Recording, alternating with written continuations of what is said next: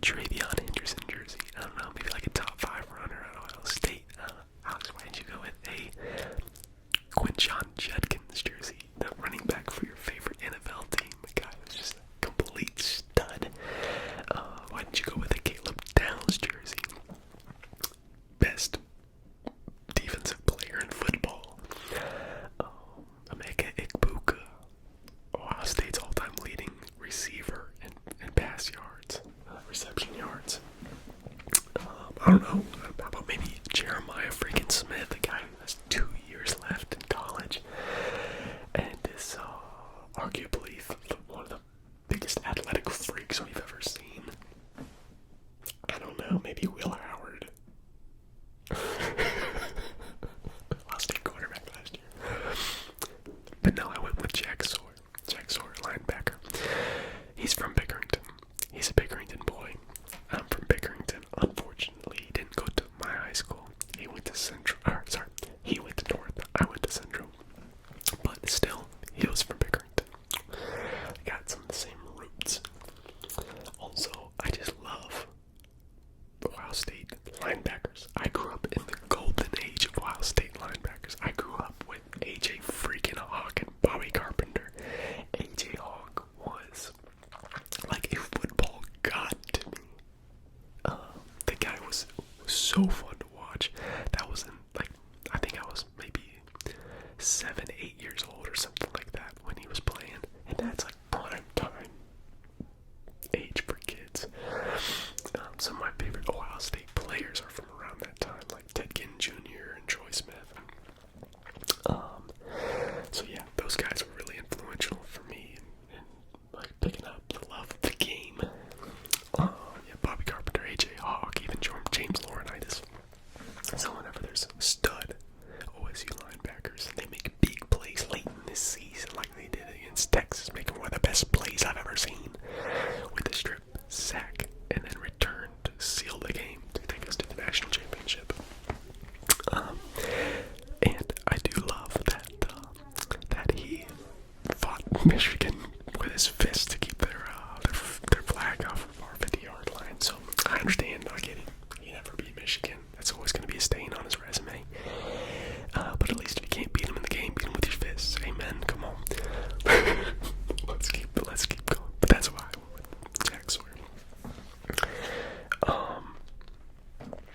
And yes, I did buy it off the NIL website, which was a whopping $170, y'all. Oh, that hurt. But I just couldn't bear to buy a fake Ohio State jersey the year that we won the national championship. So yeah, it hurt our bank account, but I'll have for the rest of my life. Holy cow, man. Alright, predictions, preseason predictions. Let's start with conference champions, and I'll probably, whatever. We're going for a long video. I'll rant. If you don't want to watch this video anymore, just go. But we're just going to start off on the Big Ten. And guys, to no big surprise, I got Ohio State winning the Big Ten. Listen, with the culture that we have developed, with the amount of talent that we're able to bring in recruiting-wise, and with the transfer portal to have consistent talent in and out,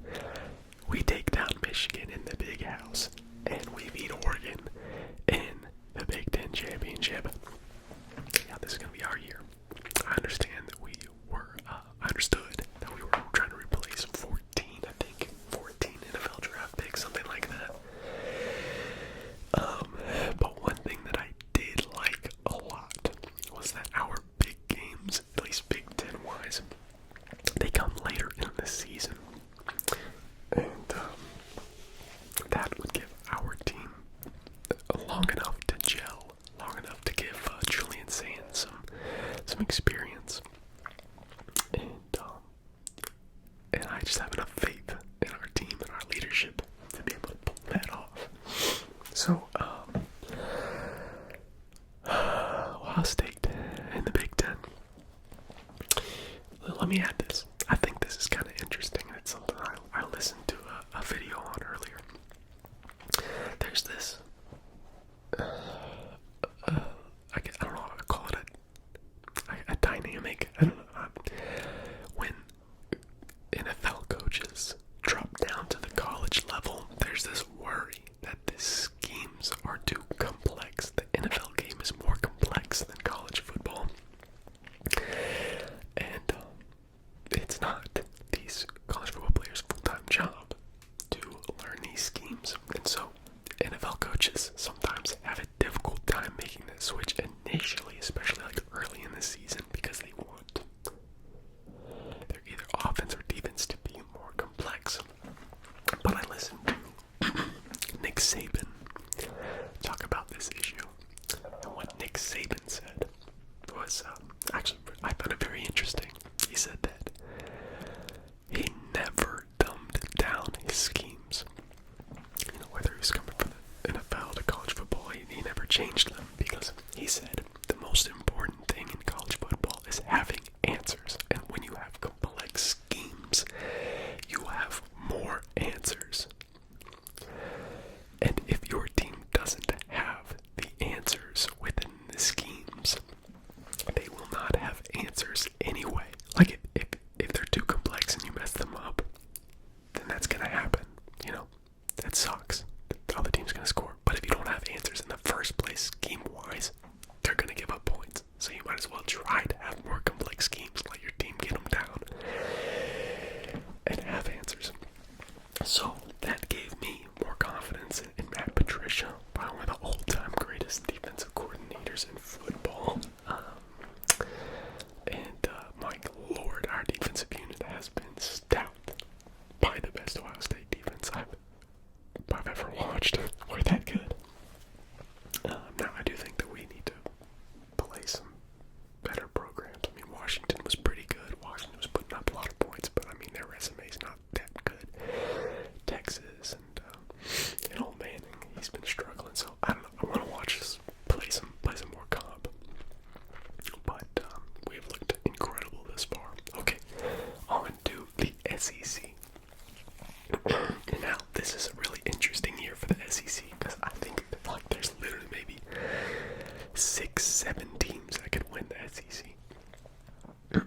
I think you know, preseason wise, Texas was a contender. I mean, Alabama, Georgia. I mean, Alabama was getting a lot of hype. But then you even have teams like Ole Miss. You have Texas A&M, and there's probably more that I'm missing.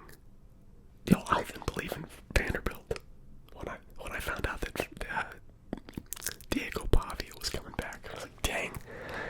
Even that's an interesting team, because they were able to pull off some big upsets last year, and they got experience. So SEC is a really interesting conference this year.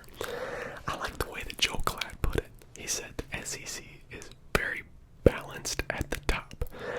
Like right now, the SEC doesn't have like an elite team. Like I would say Oregon and Ohio State are elite teams. But the SEC is very balanced, having very, very good teams. Some of y'all SEC fans down south might not like that, but I agree with it. Anyway, I went with Georgia. I still think the SEC goes through Georgia.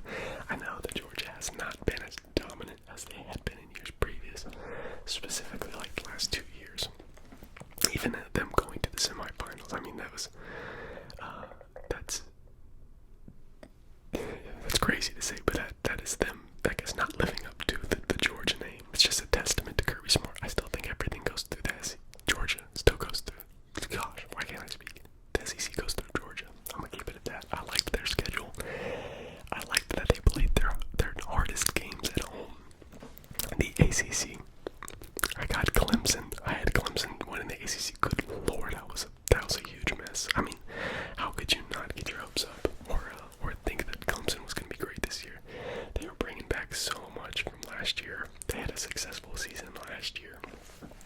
you just think that they'd be even better, but holy cow, they suck. They suck so bad. They got blown out by Syracuse, and then Syracuse goes out and gets blown out the next week. Goodness. Yeah, we missed on that one big time. In the Big 12, I had Utah.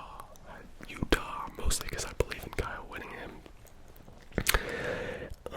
I mean, the Big 12 is even more open than the SEC. It's looking right now like Texas Tech is the best. It's the team to beat in the Big 12.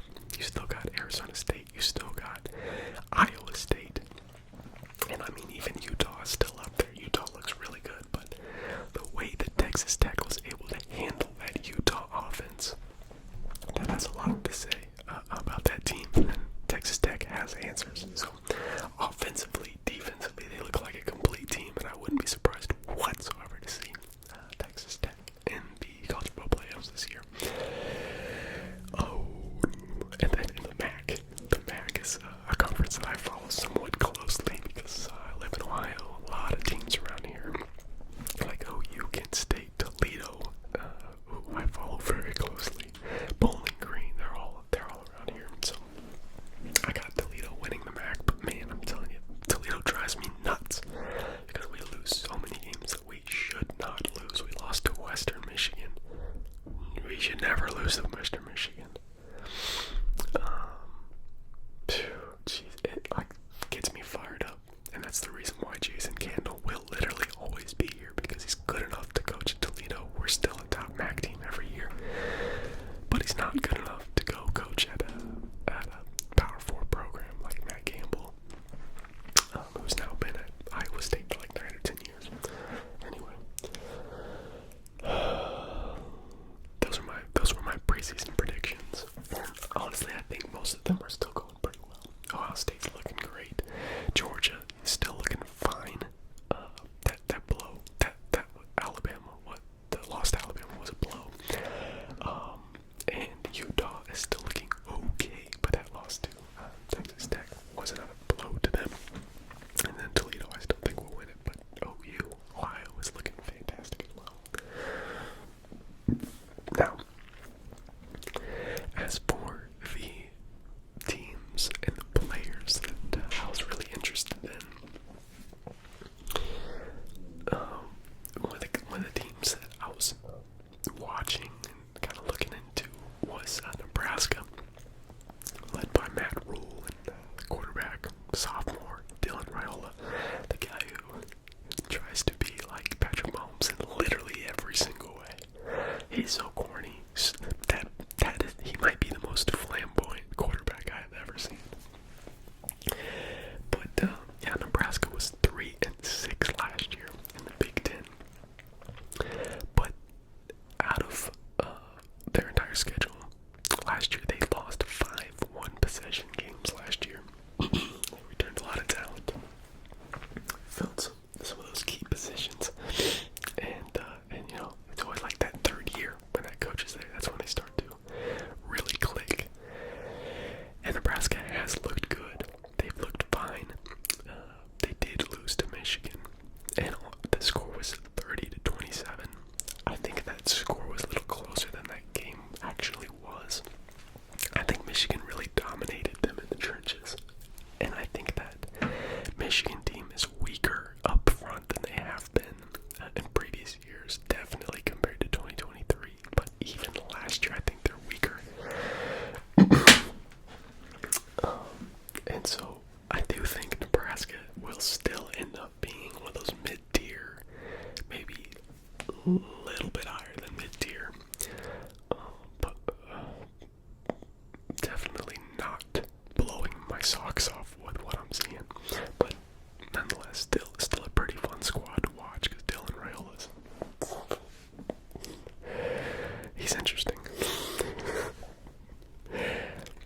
Another guy that I don't think anybody else really would be watching, unless you're a Toledo fan, maybe a Baylor fan, it's DeQuan Finn.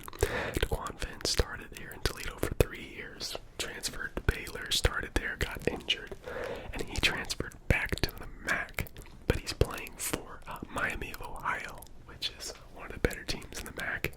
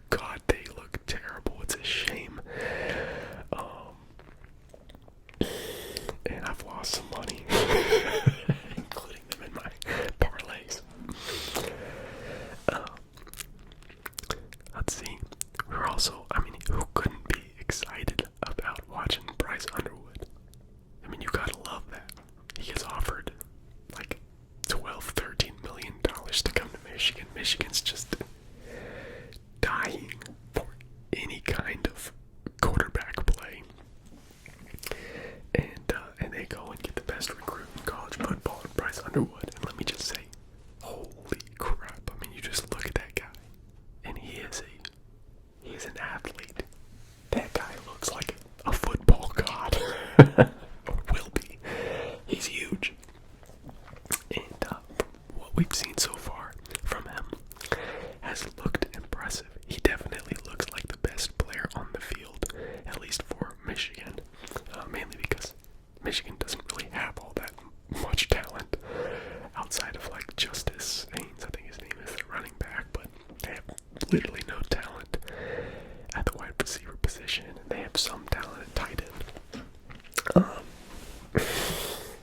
Klein is pretty freaking good, but there's really not much for Bryce Underwood to throw to, and guys, just coordination-wise, the way that their offense is set up,